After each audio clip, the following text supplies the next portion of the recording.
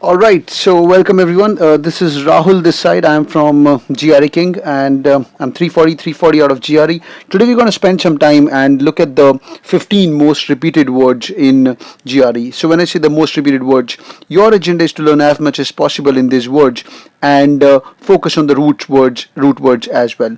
So and also I've spent some time at Harvard Business School. So let's go step by step.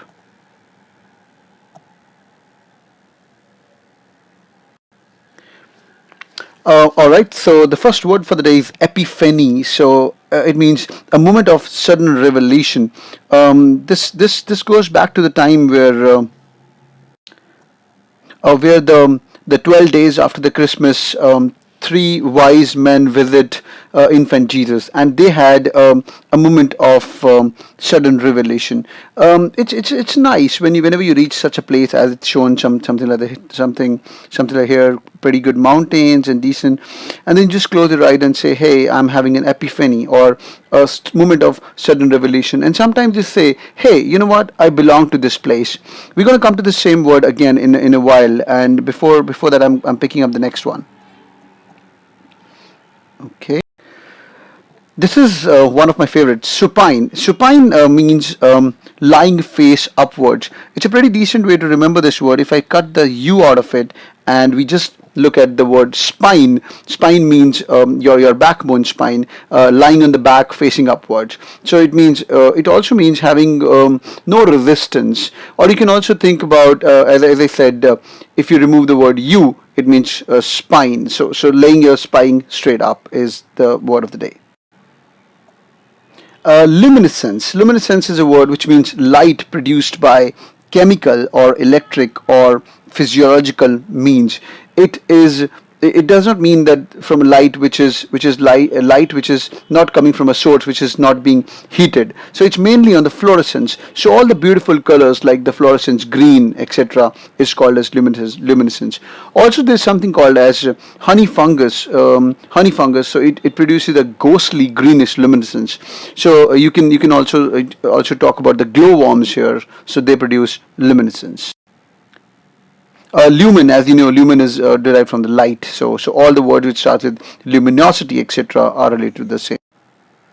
Okay. So the next one, solitude. Solitude means sol. The root word sol here means single. So single or solitude, a state of seclusion or illusion. It also could be a simple word called as emptiness. So when you're feeling empty, you can always say, I'm in a state of seclusion or isolation. It could be, as I said, it could be seclusion. It could also be a good word called as quarantine. So quarantine is also one of the things when somebody gets swine flu, as it's right now is coming up in India. You can also say reclusive. Reclusive also means to recluse itself or to remain in an own separate place. Solitary, it could also means detachment or isolation for that matter. So it's an important word called solitude. All right, so Aurora word means dawn. It's derived from the Greek mythology where there's a goddess of the dawn. So goddess of dawn is called Aurora. If you guys know Aurora Borealis are the lights which you get on in the northern part of the world. If I have to be accurate, on in the Finland, you can see these lights which are like coming again and again. So Aurora Borealis is called as are these lights. So Aurora means a dawn or the lights for the dawn. All right, this word is pretty much repeated in the science-based reading comprehensions again and again. Sizgi, I'm going to say it's Sizgi. So alignment of the celestial body. It could be physical phenomena in which all the alignment happens mainly between the moon as well as the sun, where you can say the moon and the sun are in the same place. So this is considered to be one of the important measures in the astronomical history, where moon and the sun comes in the same line, and moon, earth, and sun also come in the same line sometimes. So Sizgi is the next word. Oh, I just love this word. It's called phosphines. Phosphines comes from the Greek word which means phos. Phos means light. So it's an easy word which means light. and the phenine means to show. So it means it comes from the Greek word, as I said. So it means word force light. So the light and the color produced by rubbing of the eyes. As I said, these are all beautiful words. So when you rub your eyes, and after that you're going to see these small particles of light, and it's called the phosphine. There's something called phosphine effect also. All right. So next word of the day is oblivion. So I just love this pretty word. Oblivion means the state of being unaware what's happening around you. So let me quickly break this word and make you explain bli. So if I say like ob plus bli plus vion, so I can say absolute blind vision, or I can say absolute blind vision. You can remember something like that. So absolute blind vision is you don't know what's happening around you and just sitting out there. Again, a pretty intense word. So to remember, and it comes under the category of unconsciousness or stupefaction. Stupefaction is also the same thing when you don't know what's happening around you. Yes, I know we're talking about beautiful words up there, but ephemeral means lasting for a very short time. Let's talk different. So ephemeral sounds like a word called funeral, right?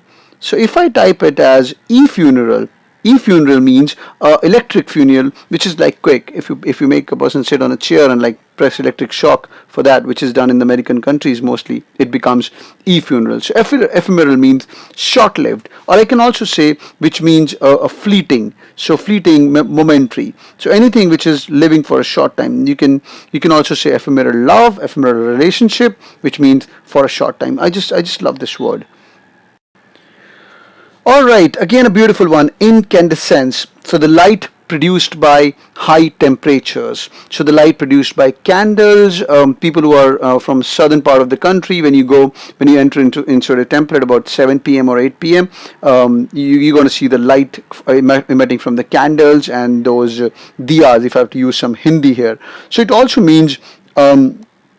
There are a couple of synonyms which we can use in here for representing this. It means ablaze. Ablaze also means which is on fire.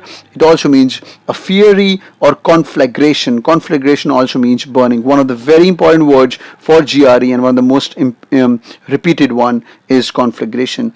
If I have to write in another one more, I can say blaze. So whenever you're learning these words, make sure guys you learn these words as synonyms, and your bucket of synonyms and antonyms keep on increasing every day. So incandescence is you can see the root word incant or in. Okay, a quick one here. What about incense sticks? Have you heard about incense sticks? Inside a temple or at home when you which you burn. In Hindi it's like agarbatti. So every day in the morning you do incense stick. So what does incense mean? Does it mean fire or does it mean a smell? Okay, those are thinking it's smell, it's not smell. Incense means fire. All right, okay, so it's a quick 1 second learning for you. Let's move forward.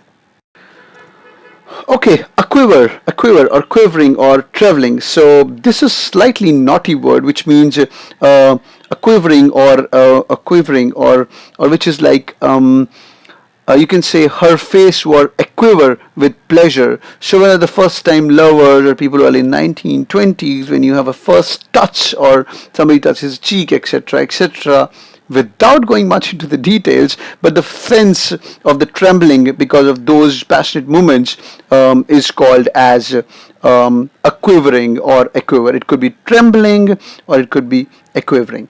There are a couple of other synonyms which you can note it down. These are tottery or it could be tottering. It all means same. It could be also wobbling.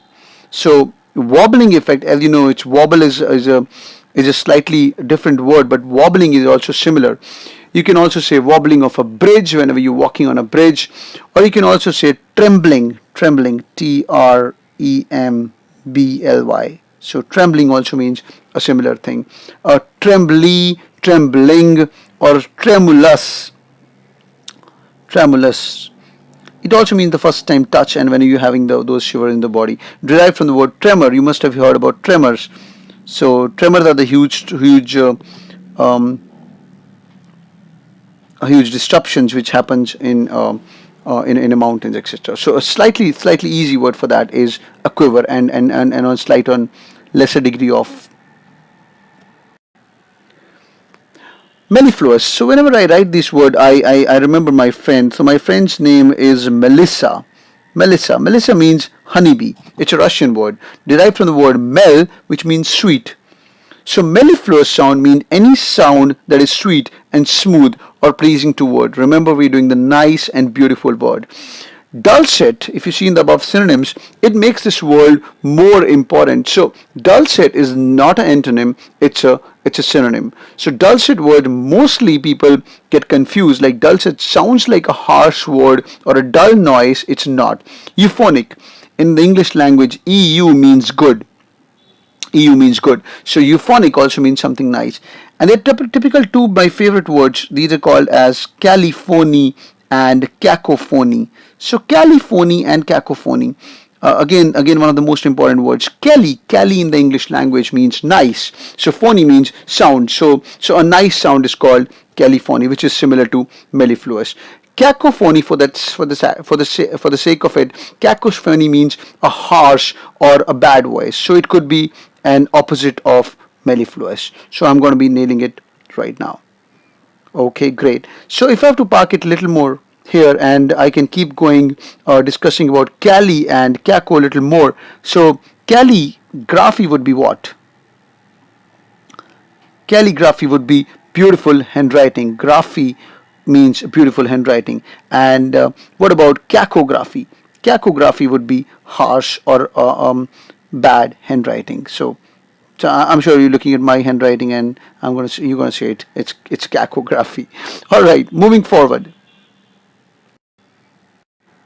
So the continuing the journey of the beautiful word, this word which we have pulled up here is called hirath. Hirath. The pronunciation of this word has got different origins, but I'm going to just focus on hirath means an homesickness for home where you can't return to, or that never was. So this is the feeling, as I was speaking in the as I spoke in the earlier part of the presentation, where you sometimes feel, hey, you know what, I belong to this place, but you haven't been to this place. For example, I personally get a feeling when I go to Varanasi that, hey, I belong to this place. So it's like hirath. I've never ever been in my life, and somehow I've got a feeling that I need to spend more time here, etc., etc. So it also could be linked to another one called as nostalgia, or being nostalgic. It's in short, it is homesickness.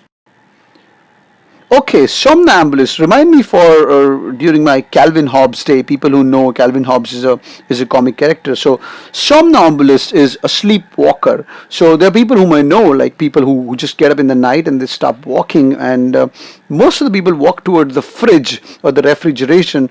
But I've seen people who like walk out of the house. So somnambulist, pretty common in US and States, not much in India. So in India, there's so many people to like stop you, like, hey, where are you going in the night? So it's called a sleepwalker. Somna means body, and amble means to walk. So you can say a body which is walking is called as somna ambulist. So I repeat, somna means body, and amble means to walk. The couple of synonyms which there are a couple of words which I can write from somna as well as amble. You can talk about ambulance. Ambulance is kind of a moving hospital, so moving, amble. So amb, or ambulatory.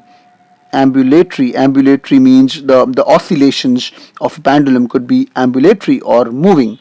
And there are many other words which start with amb. So it could be also amble. Amble, as I said, somnambulist. Amble is to walk. All right. Okay, the next one, ineffable. This is the last one for the day before you can jump onto the other sections on the side of on the YouTube. This is one of my favorite words and one of the most important. I just love teaching this word, and it's one of the most important words because of different parameters. So it's too great. So anybody who has been to Grand Canyon or Paris, Eiffel Tower for that sake, or you've been to Vegas, you're going to be seeing these lights in Vegas which are too great to be expressed in words. It's called as ineffable. How to remember this word? I'm going to break this word into a couple of things like in and f plus fable. So fable means story, right? The Alchemist is a fable, the book Alchemist. a story. So ineffable, the story that cannot be told, is called as ineffable, or which cannot be uttered, which can't be told. Any story which can't be told, it's called effable. It means so nice, so big, so huge, is called as ineffable. All right, so these are quick words which I want to discuss with you. Your job as a homework for today, I would recommend, if you really want to make sure these most important words are going to be in your exams also, and how to memorize them, sit with the pen and paper, and you can redo this video if you feel like. Sit with the pen and paper, write all the synonyms and antonyms of these words. And also, since I said these are like beautiful words, as I pick up on my examples of Paris or Vegas, you can pick up your own examples in which you can relate to yourself and try using these words. So focus on the usage. It could be wrong, it could be right, but once you use it for your own personal benefit, it's going to be awesome. Okay, great. So, so number three, what you need to do is always bucket up the words. Bucket up. So bucketing could be done either by synonyms or antonyms, or either it could be done by root words. So one could be synonyms, one could be antonyms, and one could be the root words. So when I'm talking about the root words, for example, we did mel. Mel means sweet, mellifluous. We did Cali. Cali means Caliphony, cacophony. Cacophony is like harsh voice.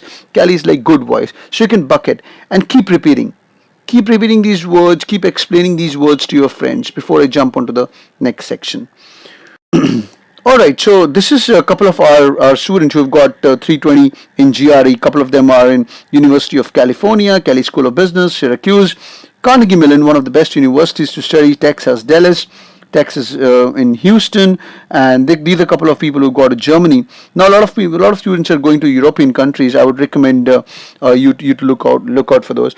New York University, New York State University is one of the most happening one with the Indians. So, if you're really serious about your preparation, I think getting into top colleges is not difficult. People who get scholarships also. I've got another video for scholarships. In GRE, there are three kinds of scholarship. One is called teaching assistantship, one is called research assistantship, and one is called fellowship. Teaching assistantship, research assistantship, and fellowship.